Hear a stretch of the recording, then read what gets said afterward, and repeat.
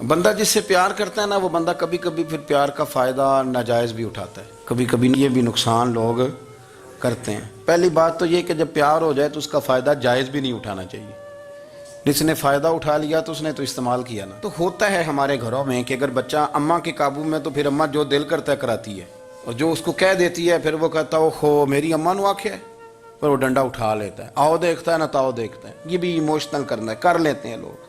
بیٹی کو بھی پتہ چل جائے نا ابا میری بات مانتا ہے، تو وہ سارے بچے کہیں نا سیر کرنے جانا ہے تو ابا جی کو کون منائے گا، تو کہتی ہے تسی چپ کر جاؤ، ابا جی کو میں بات کروں، اسے پتہ ہے میرے سے پیار کرتا ہے۔ اب بات کو سمجھ لیں، یہ ایک ایموشنل کرنے کا طریقہ ہوتا ہے، لوگ کر لیتے ہیں، اور وہ بندہ چونکہ پیار کر رہا ہوتا ہے تو پیار کرنے والا بہرحال کہیں نہ کہیں پھر قابو آ جاتا ہے۔ وہ استعمال بھی ہو تو ہو جاتا ہے، لیکن وہ بندہ ٹھیک ہوتا ہے، کیونکہ وہ استعمال ہو بھی رہا ہے تو ہو تو پیار میں رہا ہے نا، پیار میں ہو رہا ہے نا۔ سمجھ لیں میری بات کو۔ حضرت سعد بن ابی وقاص رضی اللہ تعالیٰ عنہ کا نا اپنی ماں سے بڑا پیار تھا، بڑا پیار تھا اپنی والدہ سے۔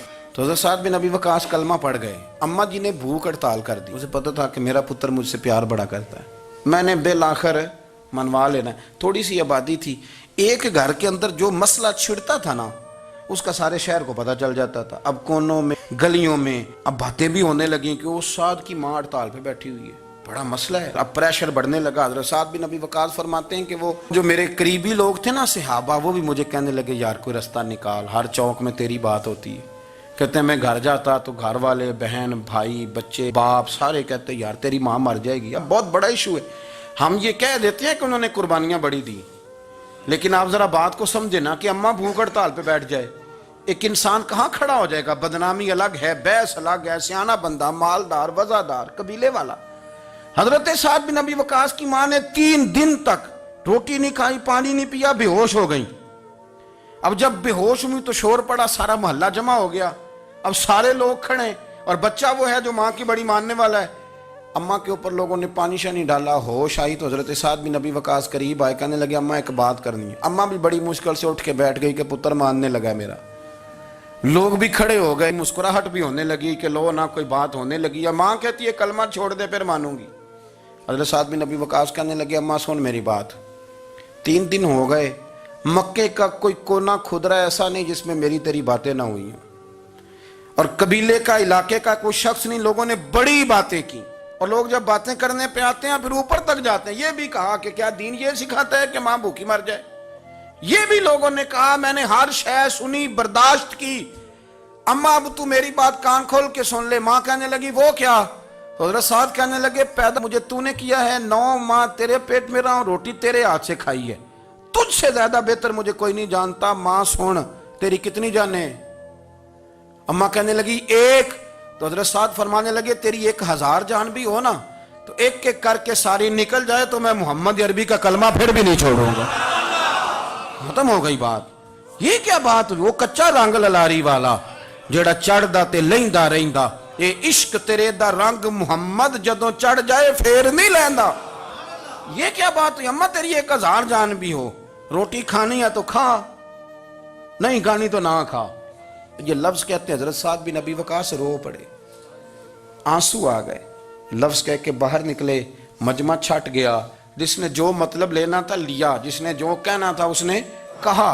حضرت سعد چلے گئے، شام کو گھر آئے تو اماں روٹی کھا رہی تھی، تو حضرت سعد فرماتے ہیں کہ محلے کی بیویاں کہنے لگی روٹی کیوں کھا رہی ہو؟ تو ماں رو پڑی، کہنے لگی پتر میرا ہے، میں نے پیدا کیا ہے، میرے پتر نے کبھی ضد نہیں کی، اس کے دل میں کچھ ہے اتر گئی ہے، کوئی ہے، کوئی کچا پکا جذبہ ہوتا تو میں تو 2 آنسو بہاتی تھی تو میرا پتر لوٹ آتا تھا، پر کسی رستے کا مسافر بن گیا ہے، اب کہیں پہنچ گیا ہے، اور میں اس کا درد سمجھ گئی ہوں، جہاں گیا ہے اب وہاں سے یہ لوٹ سکتا۔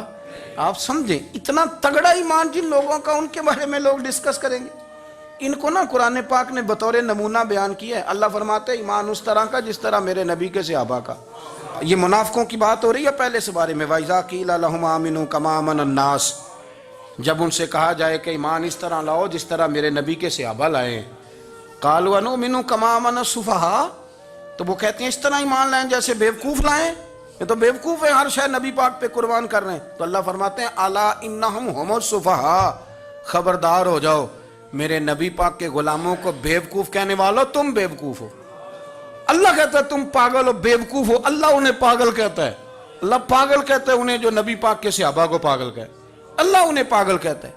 یہ معیار ایمان ہے. قرآن نے کہا ایمان اس طرح کا جس طرح کا نبی پاک کے وَإِذَا قِيلَ لَهُمْ آمِنُوا كَمَا آمَنَ النَّاسُ، ایمان اس طرح لاؤ جس طرح میرے نبی پاک کے صحابہ ایمان لائے ہیں اس طرح ایمان. حضرت عبداللہ ابن عمر رضی اللہ تعالیٰ عنہ فرمایا کرتے تھے جو دن بھی طلوع ہوتا ہے نا وہ اعلان کرتا ہے، وہ اعلان کرتا ہے اور کہتا ہے بھئی اگر کوئی کام کرنا ہے تو کر لو، میں آج آیا ہوں، آج کے بعد میں دوبارہ نہیں آؤں گا. قیمتی ہیرے ہیں زندگی کے لمحے، ان کو ضائع نہ کریں.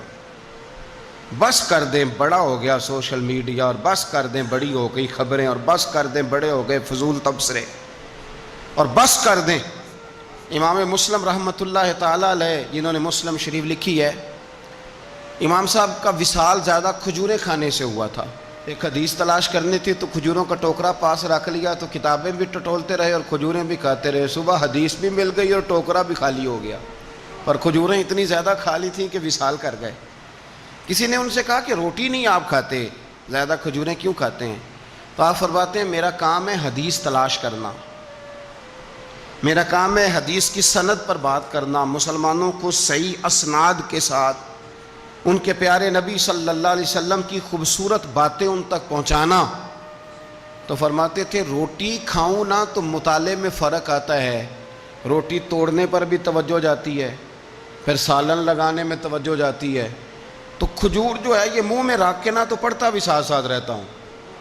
تو روٹی کھانے اور کھجور کھانے میں مجھے فائدہ یہ ہوتا ہے کہ کھجور کھاتے کھاتے میرا دین کا کام جاری رہتا ہے. اپنے اوقات کو ضائع نہیں کریں. آپ وہ کتابیں جو ہمارے بزرگ لکھ گئے وہ ہم سے ساری پڑھی نہیں جا سکتی، ان کے وقت میں برکت تھی، ہم نے بڑا ٹائم ضائع کر لیا ہے، اس کو ضائع نہ کرو. ایک تو کوئی چیز فضول نہیں، اپنے اوقات کو بچائیں. جو ٹائم بچ جائے وہ ذکر الہی میں لگا دیں، تلاوت قرآن میں لگا دیں، اللہ کی عبادت میں لگائیں. پڑھنے اور لکھنے میں وقت کو آپ یقین کریں بہت سارے لوگ ہیں فارغ ہیں، کبھی کبھی بڑا اہم اور ضروری کام کرنا ہوتا ہے تو بعض دوست ملنے کے لیے آ جاتے ہیں. اب ایک ریسرچ جاری ہے، میں ایک تفسیر کو دیکھ رہا ہوں، مجھے ایک بڑا اہم کام کرنا ہے. ایک دوست ملنے کے لیے آیا ہے اور اس سے پوچھا صاحب آپ کیسے ہیں؟ تو کہنے لگا میں فارغ تھا تو میں نے کہا چلو پیر صاحب کے پاس چلتا ہوں. تو میں اس سے یہ کہہ رہا ہوں کہ میاں جب میں فارغ ہوں گا تو تب آپ کو آنا چاہیے تھا نا، آپ اس کو وقت گزارنے کا ذریعہ تو نہ سمجھیں. اور پھر اگر آپ آئے ہیں تو آپ کو علمی بات کریں، آپ کو دین کی بات پوچھیں، میں آپ کے ساتھ ڈسکس کروں. آپ اگر آ کے اپنے محلے کے کونسلر کی بات چھیڑیں گے تو نہ وہ ہمارے کہنے سے سیدھا ہوا ہے اور نہ اس نے ہونا ہے. تو ہم نے فضولیات میں، ابحاث میں، بحثوں میں الجھ کر ٹائم ضائع کیا. پلٹ کے دیکھو زندگی میں کتنا وقت ضائع ہوا ہے. یہ کبھی دوبارہ ہمارے ہاتھ یہ کبھی ہاتھ نہیں آئے. میرے نبی پاک علیہ السلام نے فرمایا جنتی کبھی افسوس نہیں کریں گے، پر اس بات پر جنتی بھی افسوس کریں گے کہ یار وہ 4 لمحے ضائع کیوں ہو گئے. حضرت عبداللہ ابن عمر گزر رہے تھے تو ایک قبر پر نظر پڑی آپ کی، تو آپ نیچے اتر آئے گھوڑے سے، تو تھوڑا سا سائیڈ پہ مصلی بچھایا اور 2 رکعت نماز ادا کی.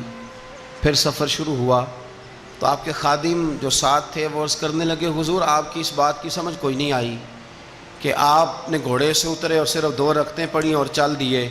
تو آپ فرمانے لگے کہ میں جب گزر رہا تھا تو میرے دل میں خیال آیا کہ یہ جو قبر میں لیٹا ہوا ہے نا، یہ تو ترس گیا ہوگا کہ مجھے 2 رکعتوں کا وقت ہی مل جائے. حضرت عبداللہ ابن عمر کہتے ہیں میرے ذہن میں خیال آیا کہ قبر میں لیٹ کے ترس رہا ہوگا کہ مجھے 2 رکعتوں کا. لیکن یہاں تو لوگوں نے میرے بھائی 6 گھنٹے گردنیں تھک گئیں موبائل پہ جھکی ہوئی، لیکن محمل اور فضول اور کوئی معنی نہیں اور کوئی مقصود نہیں، اور اس نے یہ کہہ دیا تو اس نے وہ کر دیا، اور اس نے یہ آج کل جو بیماری چلی ہے نا، اس سے سب سے زیادہ نفسیاتی مریض وہ لوگ بن رہے ہیں جن کا تعلق موبائل اور خبروں سے زیادہ ہے. اور اگر میں کہہ دوں کہ 90% لوگوں کا تعلق ہے اس کے ساتھ تو میری بات غلط تو نہیں؟ کیونکہ ہر وقت ہم اسی کو دیکھتے رہتے ہیں، ادھر یہ ہو گیا، ادھر وہ ہو گیا، ادھر ایسے ہو گیا. تو وہ چیزیں ہماری نفسیات کو، گھروں کے اندر بیٹھے بہت سارے لوگ بیمار ہو گئے اور ذہنی مریض بن گئے. کیوں؟ اس لیے کہ انہوں نے اپنا دل نہ قرآن پاک میں لگایا، نہ تلاوت میں لگایا، نہ اذکار میں لگایا، نہ وظائف میں لگایا، نہ ہماری طبیعت ہے یہ کام کرنے کی، تو الٹا سیدھا سوچ ساچ کے تو ہم الجھ جاتے ہیں۔ یہ گھروں میں جھگڑے زیادہ کیوں ہوتے ہیں کہ بہو ذکر نہیں کرتی اللہ کا، ساس کے خلاف ہی سوچتی رہتی ہے، اور ساس ناراض نہ ہوں، ساس و سسر جن کی عمر اب اتنی زیادہ ہو گئی ہے کہ اب اگلا سٹیج دنیا سے جانے کا ہی ہے، وہ بھی اتنی توجہ کرتے ہیں کہ یہ میرا بیٹا کیا آج شام کو مٹھائی کا ڈبہ لایا ہے کہ یہاں وہ مالٹے سیب لایا ہے۔